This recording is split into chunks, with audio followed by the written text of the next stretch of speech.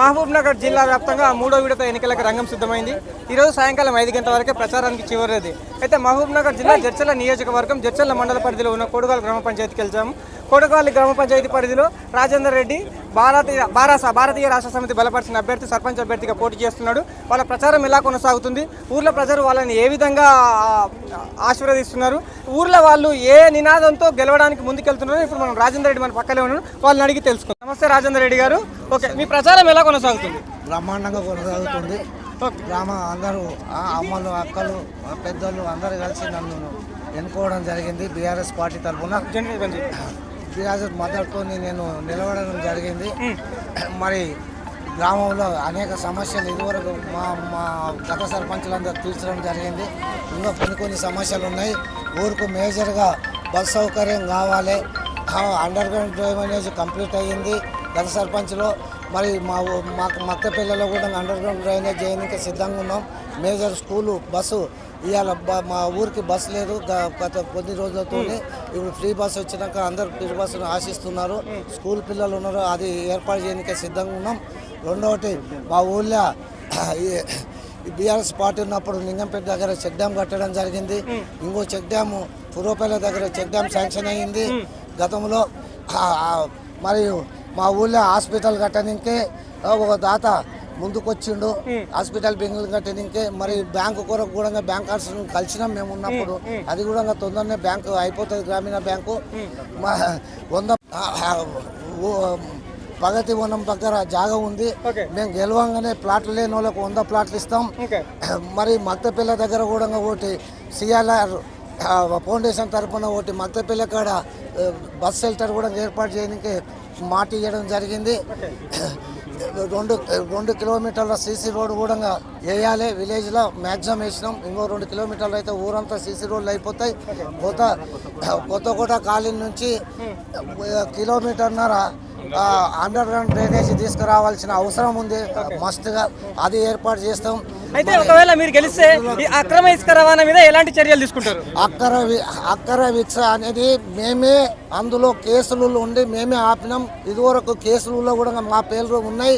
మేము కోర్టు పొట్టు కూడా దిగినాం. ఉసుక లారీ లాంటి పెట్టేదాంట్లో అన్నిట్లో మేమే ముందున్నాం. ఇప్పుడు వరకు ఉసుకే మా ఊరు దాటి ఎక్కడ ఎమ్మెల్యే గారు లక్ష్మారెడ్డి సార్ ఉన్నాడు, అడిగినాం.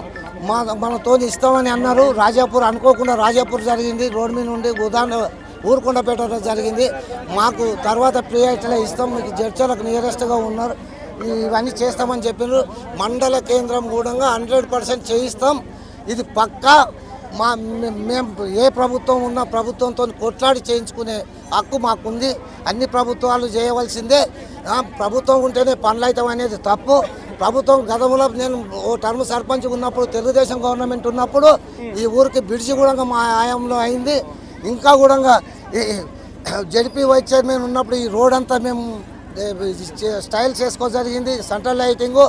నేను ముఖ్యంగా ఏం చెప్తున్నానంటే, మనకు ఒకటి పెద్ద ఇక్కడ శ్రీరాముల టెంపుల్ ఉంది.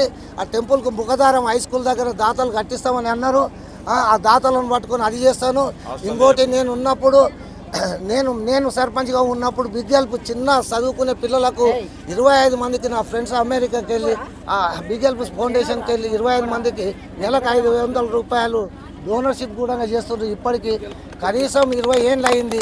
ఎవరు దాన్ని ఏం డిస్టర్బ్ చేయకుండా ఇంకా పెంచే ఆలోచన చేస్తా. మరియు ఊళ్ళో చిన్న సమస్యలు ఏదున్నా చిన్న సమస్యలు ఉన్నా నేను దాటేసేటోని గాను, ప్రజల మధ్యన ఉండేటోని, ప్రజల ఆశీర్వాదాలతోనే ఉన్నాను. నేను ఏం చేయకుండా మా వాళ్ళని అందరినీ, మా ఊరు ప్రజలని, అమ్మ ఏం చేస్తుండ్రు మీరు బాగుండ్రు అని అడిగేటోని. రోడ్డు మీద ఏ రోడ్డు మీద కలిసినా నేను ఊరి మీదనే ఉంటా, ఊళ్ళోనే ఉంటా, వ్యవసాయం చేసుకుంటా. నాకు అన్ని వర్గాలు నాకు అందరూ సమానులే. నేను ఎవరిని కూడా కించపరచాలి, అవతల వ్యక్తి ఇతల వ్యక్తి నాకు ఆలోచన లేదు. ఒకడు ఆడపిల్లలు ఉన్నారంటారు, ఒకరు మగ పిల్లలు ఉన్నారంటారు, మేము గుంపు ఉందామంటారు. మాకు గుంపుతో పని లేదు. నేను ఒక్కనే ఉన్నా.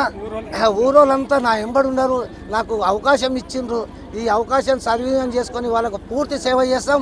నేను కూడా మా పిల్లలు కూడా సెటిలే ఉన్నారు. నా బిడ్డలు కూడా ఫస్ట్ నౌకరు వచ్చినప్పుడు నా ఊళ్ళో నేను సర్పంచ్గా లేకున్నా తౌర నాయకుడు సర్పంచ్గా ఉంటే నా బిడ్డ వచ్చి నా ఫస్ట్ నౌకరు ఏం చేయాలని అడిగిన దానికి నేను ఏం చెప్పిన అంటే, బిడ్డ నువ్వు ఏం చేస్తావంటే పేద పిల్లలకు స్కూల్లో చదివే పిల్లలకు బూట్లు ఇప్పించిపోయింది. మా గుణం సేవ చేసే గుణం, నేను ఎవరిని మోసం చేసేటోని గాను, నేను మాట్లాడేటి మాటలు అందరూ బాగుండాలి, అందులో నేను ఉండాలి అనేటోని మీరందరూ నాకు సపోర్ట్ చేయాలని కోరుకుంటూ మీ అందరినీ తల వంచి నమస్కారం చేస్తూ నా ఉపన్యాసం ఇంతతో ముగిస్తున్నాను. అనుభవజ్ఞుడు, ప్రజలకు మంచి బాట నేర్పే ఒక వ్యక్తి. ఈ విజయం రేపటి టీఆర్ఎస్ కేసీఆర్ విజయానికి ఇది బాట అవుతుందని నేను అనుకుంటున్నా. 100కు 100% మేము గెలుస్తున్నాం. నా హయాంలో నేనేం ఊరికి తక్కువ చేయలేదు. 1,80,00,000తోటి ఈ ఊరిని డెవలప్ చేసిన, 45 లక్షల అండర్ గ్రౌండ్ డ్రైనేజ్ చేసిన, 60 లక్షల సీసీ రోడ్లు వేసిన, 35 లక్షలు పెట్టి డబల్ బెడ్రూమ్ డెవలప్మెంట్ చేసిన, ఒక గురుకుల్ పాఠశాల 9.5 కోట్లు పెట్టి గురుకుల్ పాఠశాల తీసుకొచ్చినాము, ఒక కోటమైసమ్మ పండుగ చేసినాము, ఒక బీరప్ప పండుగ చేసినాము, ఒక 50 ఏండ్ల హై స్కూల్ పూర్వ విద్యార్థుల సమ్మేళన చేసినాము. అంత కలయికంగా పోయినాము. అంది కూడా మా టీఆర్ఎస్ నాయకుల పట్టుదలతో, కృషితో, అదే కసితోటి ఇప్పుడు ఈరోజు పనిచేసి మా రాజేందర్ రెడ్డి గారిని అత్యధిక మెజారిటీతో గెలిపిస్తానని నేను మాటిస్తున్నాను. కోడుగల్లు గ్రామంలో నన్ను గెలిపిస్తే నేను ఏమేం చేస్తాననే హామీలు ఇస్తా ఉన్నారు రాజేందర్ రెడ్డి. అలాగే కోడుగల్లు గ్రామంలో ఇంపార్టెంట్ అయిన ప్రాథమిక ఆరోగ్య కేంద్రం, అలాగే బ్యాంకు, దానికి సంబంధించిన దాంట్లో ఎవరు గెలిచినా అధికారంలో ఎవరు ఉన్నా వాళ్ళతో కొట్లాడి అవి తీసుకొచ్చి మా ఊరు అభివృద్ధిలో నేను ముందుకు తీసుకెళ్తానని చెప్తున్నారు. ఇప్పుడే కాదు, గతంలో కూడా మేము సేవాభావంతో ఉన్నాము. మా పాపకు మొదటి ఉద్యోగం వచ్చింది, మొదటి జీతం వచ్చినప్పుడు కూడా అది స్కూల్ పిల్లలకి వితరణ చేసిన చరిత్ర మాకుంది.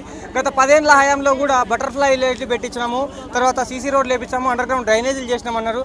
ఊర్లో ఉన్న వాళ్ళకు కూడా, పేదవాళ్ళకు కూడా ఏ ప్రభుత్వం అధికారంలో ఉన్నా మమ్మల్ని గెలిపిస్తే పేదవాళ్ళందరికీ ఇండ్ల జాగాలు ఇచ్చే జాగానికి ముందుకు వస్తాము. ఊర్లో ఆల్రెడీ ప్లేస్ కూడా ఉందని చెప్తున్నారు.